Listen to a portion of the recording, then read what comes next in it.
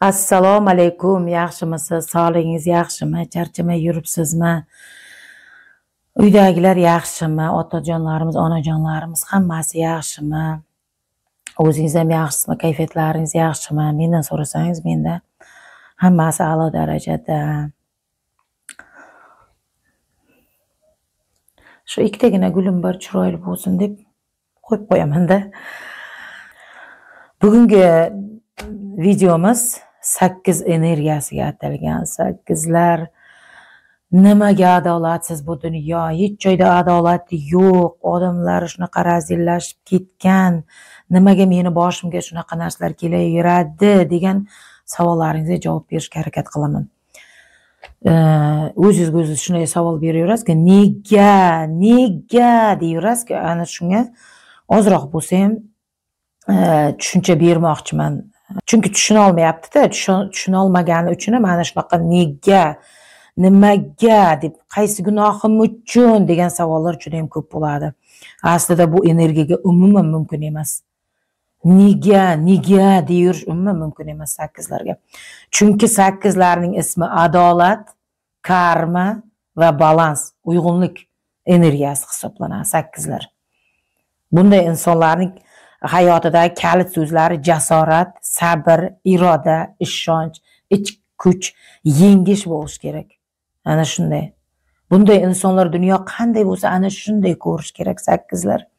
Ya'ni 8 energiyasini aytayapman-da, 8 energiyasi ana shu narsalarni xohlaydi. Ana shunday. Dunyo qanday bo'lsa, ana shunday ko'rishni va qabul qilishni xohlaydi. Adolat deganda, karma deganda karma qonunlarini o'rganish kerak. Ya'ni o'zidan o'zi masalan bir joyda bir narsa bo'lmayapti-da, o'zidan o'zi bo'lmayotganini anglash kerak. Ular karma, hammasi karma bo'lib chiqadi agar karma qonunlarini o'rgansa 8 energiyasida insonlarda. Bu chunki shunchalik darajada bo'ladiki, bunday insonlarda sochining uchidan tirnog'ining uchigacha adolat tuyg'usi yashaydi. Ana shunday insonlar bo'ladi 8lar. Shunday qiyin 8lar tushunaman. Bunday insonlar har doim muvozanatga va haqiqatga intiladi. Bu 8 energiyasi insonlarga vazifa ichki etikaga muvofiq yashash, har doim muvozanatni saqlash, mas'uliyatli bo'lish, hamma joyda tartibni tiklash, ana shunday vazifa berilyapti.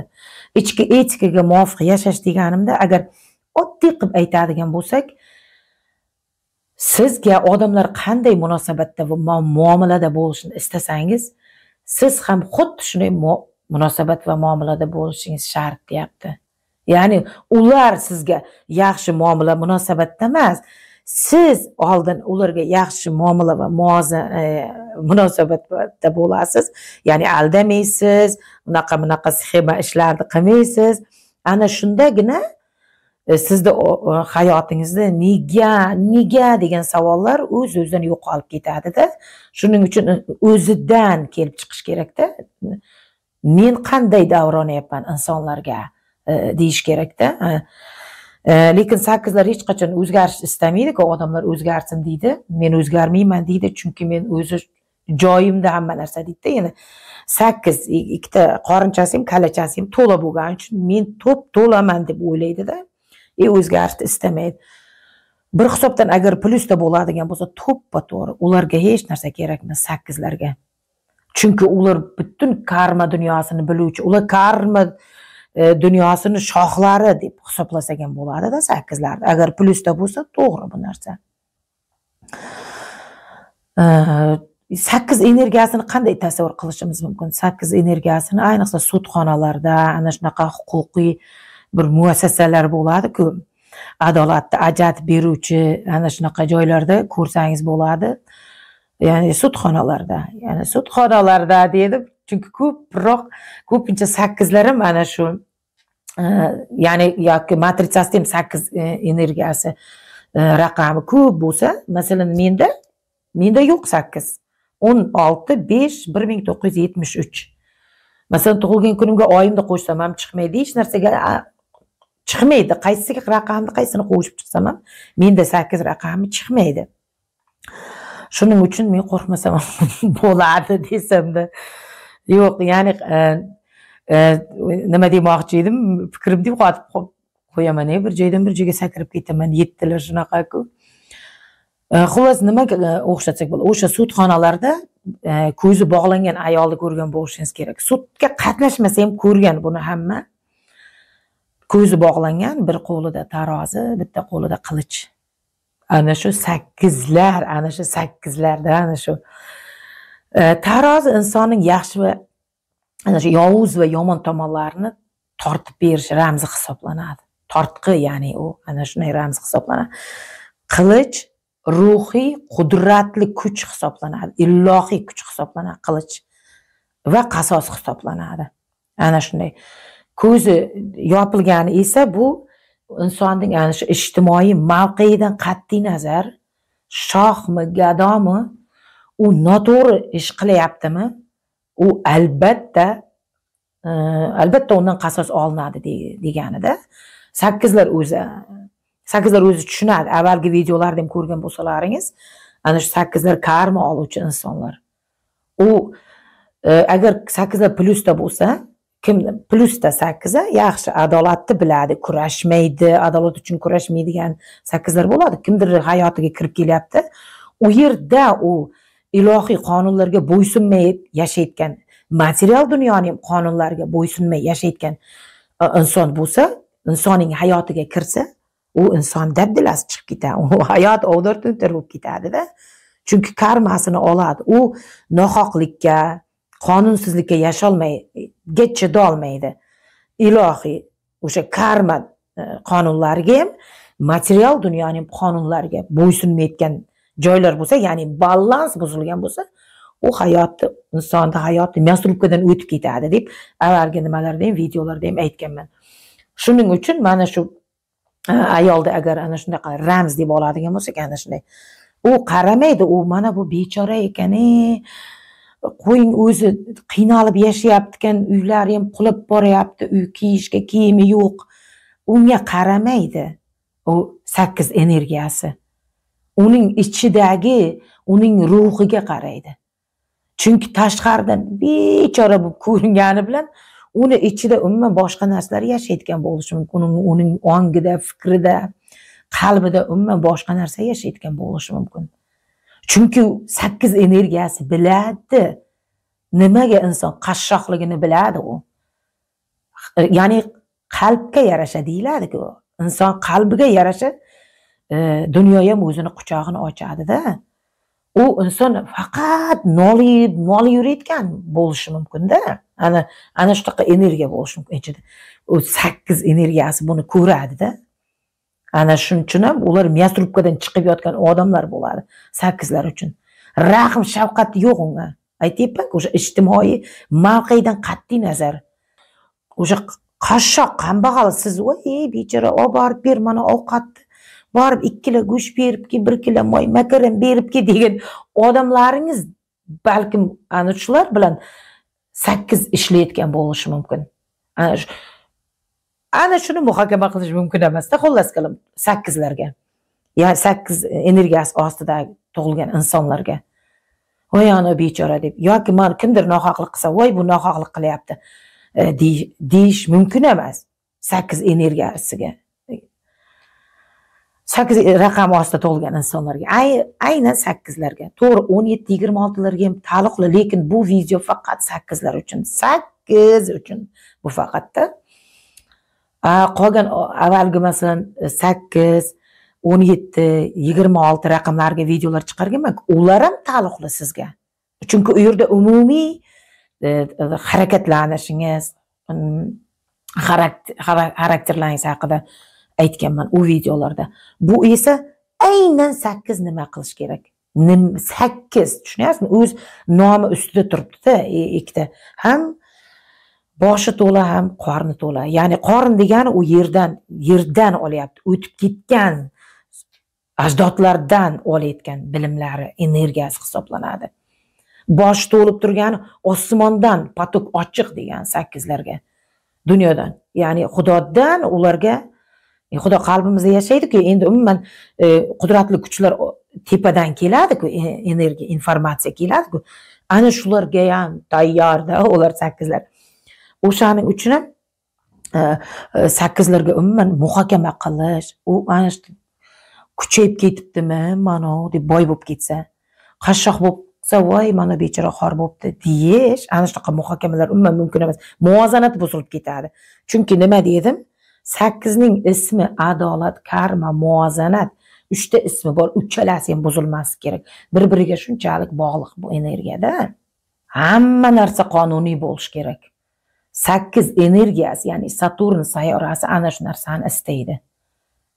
Bu 8 mana shu 8 agar sohiblari siz 8da tug'ilgan bo'lsangiz yoki 8-oyda tug'ilgan bo'lsangiz, balkim 1988-yilda tug'ilgan bo'lishingiz mumkin. Umuman matritsangiz 8 bo'ladigan bo'lsa, baribir mana shu kuch ishlaydi-da, ana shu energiya ishlaydi, 8 energiyasi ishlaydi baribir-da. Mumkin emas. Ya'ni noqonuniy zaks mumkin emas. Umuman qonun bo'yicha yashash kerak. Ham ilohiy karma dunyosini qonuni bo'yicha, ham material dunyo qonunlari bo'yicha yashash kerak 8lar. Shuning uchun ular ikki dunyoni ham qonunlarini o'rganib chiqish kerak 8lar. Qonunga bo'ysunmaslik bu nafaqat 8larga, umuman hech kimga yaxshilik olib kelmaydi-da. Shuning uchun ayniqsa mana shu 8lar 8 energiyasi shuni xohlayaptimi? 8 sohiblari ham ana shunday yashash kerak. Qonuniy yashash kerak. Hattoki qoida bo'yicha mashina haydash kerak. Ne deb shunday so'kinib haydaydi 8larni. Men bor bir ikkita 8 dugonalarim mashinasiga o'tirib qolayin, shunday og'zingdan dirrak qoning kelsin deydi, yana so'kinib shunaqa dahshat haydaydi, lekin qoidadan buzayotgan bo'ladi o'sha paytda. U nohaq bo'lishi mumkin balkim. Lekin haq bo'lganda mana shu deb, ya'ni hozir sen ko'pincha so'rayman-da, sen to'g'ri aytadingmi, noto'g'ri aytadingmi deb. Menga farqi yo'q, menga yo'l berish kerak deydi-da. Noqonuniylik hisoblanadi-da u yerda-da. Behurmatlik hisoblanadi. Ana shundayda. Shuning uchun ham hattoki mashinani ham noqonuniy haydash mumkin emas bunday insonlarga. So'z berdimi, so'zini ustida turish kerak, javob berish kerak. Ana shunday, ayniqsa mana shu ham juda muhim 8lar uchun. Gapirgan gapingga javob ber degan shior emas. Ya'ni vazifami qanaqadir ana shunaqa bo'yniga qo'yganda ana shu narsani. Gapirgan gapingga javob bersin deb bo'yniga qo'yilgan shu narsa. Keyin vaziyatni analiz qilishni o'rganish kerak bunday insonlar. Vazifa bo'lar ularga. Ular hammasida. Shuning uchun ham 8 energiyasini adolat, karma va uyg'unlik energiyasi deb aytilgan. Masalan, boshqa raqamlar deb aytib kelib hammasiga ism qo'yib kelyapmiz-ku. Buning ismi shunday. Plusda juda ham mas'uliyatli bo'ladi. Qandaydir ish boshladim, oxirigacha yetkazishi mumkin. So'z berdimi, so'zini ustida turadi. O'sha va'dalarning ustida turadi-da. Har doim hamma narsa tizimda, strukturada bo'lish kerak. Har doim qonuniy bo'lish kerak. Masalan, qog'ozli ishlar bo'lyaptimi, qonuniy bajara, aniq va tiniq. Mana shunday qaradimi, ha, mana yozilgan, mana shunday turibdi. Tak, shunday bo'ldi, молодец. Ana ko'rinib turgan narsalarga ular aniqlik va tiniqlikka juda ham e'tiborli bo'ladi va juda ham yaxshi ko'radi. Shunday bo'lishini xohlaydi hamda. Juda ham yuqori darajada analitik fikr berilgan bularga. Uchlarda ham analiz bor-ku, kuchli analiz bor-ku ularda ham. Endi 8lardiki endi boshqachada, ikki dunyo ba'zini analizini qiladi-da ular. Ana shunday ikki dunyoni ham analitik fikrda ushlab turadigan insonlarda 8 energiyasida. Bunday insonlar voqealarni, vaziyatlarni, zanjirlarni yechishga kelgan. Chunki 8 energiyasi ana shu voqealar, vaziyatlar yuz beryapti-ku, ana shu sabab va oqibatni o'rtasidagi munosabatni ular ko'ra biladi ular. Eng kuchli tomoni 8larga ana shu kuchli berilganda u ana shu tomon biladi. Sabab va oqibatni. Masalan, qandaydir nimadir yuz berdimi? Ana shu analitik fikr orqali yuz bergan voqeani mohiyatini anglamaguncha, tubiga yetib bormaguncha qo'ymaydi ular. Analitik fikri bilan ana shu fikr, ana shunaqa funksiya berilgan ularda. Umuman vujudiga, umuman ruhiga, butun ana borlig'iga ana shunaqa funksiyasi bor ular. Analitik fikr bu kuchli so'zlar bular. Befarq qaramang, ya'ni deb qarab qo'ymang. Ana shundayda ular mohiyatiga tubigacha kavlab boradigan insonlar. Ana shunday, ya'ni nima deb anaqa plyonkani orqaga dig'ir qaytaradi. U plyonka 10 yil orqaga qaytishi mumkin. 50 yil orqaga qaytib borishi mumkin. U plyonka bir hafta oldin, bir oy oldin emas. Bo'ladi, bir hafta oldinga ham ketadi. Bir oy avval o'tgan bo'lishi mumkin. Lekin bular bu hayotdan boshqa bir hayotga o'tib ham ketishi mumkin. Bular plyonkasi.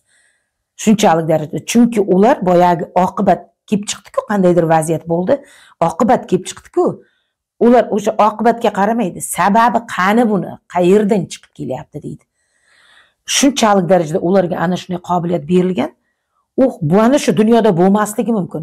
U oqibatning sababi hozir yashayotgan dunyosida bo'lmasligi mumkin. O'tib ketgan sulola ajdodlarda bo'lgan bo'lishi mumkin-da. Juda ham xotirjam bo'ladi, ana shu baqir-chaqir qilib ketmaydi, plyusda. Har qanday holatda murosaga kelishni yaxshi ko'radi ular. Urush, janjal qilishni istamaydi-da. Murosaga kelishni xohlaydi. Chunki ularda aytdim-ku, analitik fikrlash bor dedim-ku. Chunki qanaqadir bir razborkalar ketayotgan bo'lsa, u birdaniga anglaydi bu. Bu o'zidan o'zi chiqmadi, buni chiqmagan deydi. Nimadir sabab bo'lgan deydi. Har qanday vaziyat, holatga, voqealarga nimadir sabab bo'ladi deydi-da. Yuqori darajada donolik deganida bu o'sha analitik fikrlash degani oliy darajadagi donolik deganida. Shuning uchun ham uni arzimas narsalar, lekin odamlar uchun arzimas narsa bo'lmasligi mumkin-da. U juda ham katta bir vahimali, dahshat, tamom bo'ldi degan vaziyatlar bo'lishi mumkin kimlardir uchun hamda. Lekin 8 energiyasi uchun unday bo'lmaydi. Ya'ni 8 raqam ostida tug'ilgan insonlar uchun ham u voy deb adolat uchun kurashadi-ku ular. Baqir-chaqir qilib shunday qilib ketishi mumkin. Lekin 8 energiyasi o'zi aslida unday emas. Ana shunaqa energiyaga ega bo'lish kerak. 8 raqam ostida insonlar ham 8 energiyasini xohlagan istaklarini bajarish kerak. Ya'ni ana shu katta global qo'rqinchli dahshatli voqea yuz berdi degan narsalarga ham hech bir og'irligi bo'lmasligi kerakda. Chuvunning qanotichalik og'irligi bo'lmasligi kerakda. Hattoki ana shunaqa holatga kelish kerakda 8 raqam ostida tug'ilgan insonlar. Arzimagan narsalarga, masalan, ularni agar oliy darajadagi nimaga chiqqan bo'lsa, oliy darajadagi demasak ham oz-moz bo'lsa ham shu donolikka chiqqan bo'lsa, 8 energiyasi, 8 raqam ostida tug'ilgan insonlar unday buyuk ishlarga ham, mayda ishlarga ham, ya'ni noxush ishlarga ham ularni hissiyotlarini qo'zg'ata olmaydi-da hech narsa. Shunchalik darajada o'zini balansda ishlab turadi. Ya'ni anglaydi. Karma orqali bo'lyapti. Qandaydir sabab orqali bo'lyapti bu voqea deb anglaydi-da.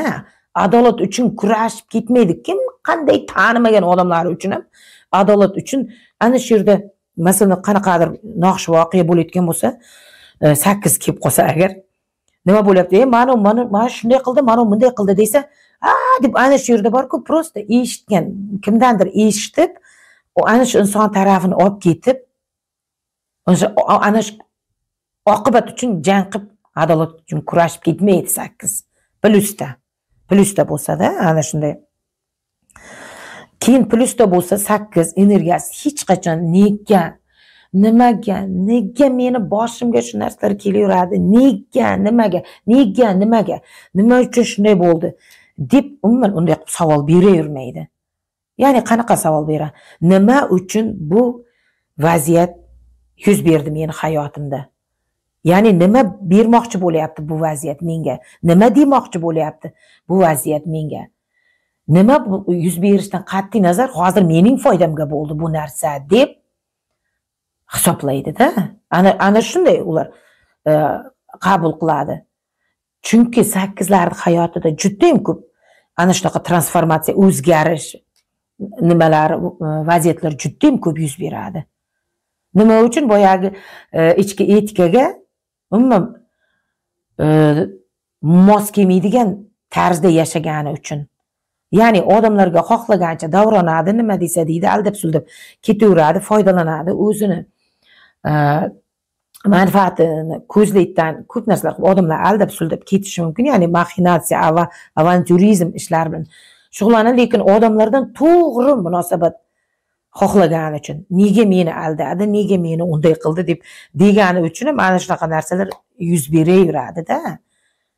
Bu to'xtamaydi bu narsa. Qachon ular ruhi o'smaguncha, insonlarning ruhini ko'ra boshlamaguncha o'zgarmaydi-da bu narsa. Juda ham e'tiborli, sinchkov, mayda-chuydasigacha, o'sha detallarigacha qarayotgan insonlarda, bunday insonlar boshqalardan ham shu narsani talab qiladi-da. Plusda chegaradan chiqmagan holda bo'ladi bularning hammasi. O'sha sinchkovligi, mayda-chuydaligi, hammasi nazoratda ushlab turishlari, hammasi, ya'ni insonlarga ishonadi, dunyoga ishongan holatda bo'ladi ularning hammasi. Minusda bo'lsa, bu ana shu sinchkovligi juda ham ko'p uning yashashiga xalaqit berishi mumkin-da. 8 energiyasi karma qonunlarini o'rganib chiqish kerak deb hisoblayman. Juda ham kerakda, ularga hayotga ham yengillashadi-da, umuman boshqacha qarashni boshlaydi-da hayotga. Umuman nega deyavermaydigan bo'lib qoladi-da keyin. Ana shu bilamiz hozir karma qonunlari hamma joyda ham aytadi. Masalan, bumerang, kimga nima qilsang o'sha qaytib keladi deb aytadi-ku, karma qonunlari da bular ham. Lekin yo'q, bu 8lar juda ham chuqurroq o'rganish kerak-da. Menimcha 12 ta karma qonuni bo'ladigan bo'lsa, o'rganib chiqish kerak. Hayotning 13 ta qonuni bor, uni ham o'rganib chiqish kerak. Ya'ni material dunyo qonuni ham, karma dunyosini ham qonunlarini o'rganish kerak. Ana shunda balans bo'ladi. Balans deganda ana shu ikkita dunyoni tenglikda ushlab turish. Aynan ana shunga qaratilgan balans. Ana o'sha balansni topgandan keyin bunday insonlarda oilasida ham balans bo'ladi, uyg'unlik bo'ladi, do'stlari bilan ham bir joylarga borish, masalan, do'stlar bilan borib o'tirishi mumkin, to'g'rimi? O'zini ichidagi balansni topib olgandan keyin, ikkita dunyo qonunlarini o'rganib olgandan keyin ularga zo'r bo'ladi-da. Minusda esa yo'q, do'stlar bilan ham bo'lmaydi, oilada ham bo'lmaydi, har doim norozi bo'ladi. Ayollari masalan menga e'tibor bermaydi, meni umuman erim sevmaydi deyuradi-da, lekin o'zlarida yo'q bo'ladi u narsa.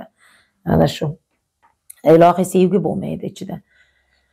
Shuning uchun ana shu karma qonunlarini o'rganish juda muhimda 8lar uchun. Videom juda ham ko'p bo'lib ketdi. Endi ikkinchi qismini aytaman-da hozircha. Yarim soat bo'lib ketdi. Shuning uchun ikkinchi qismini alohida qilaman.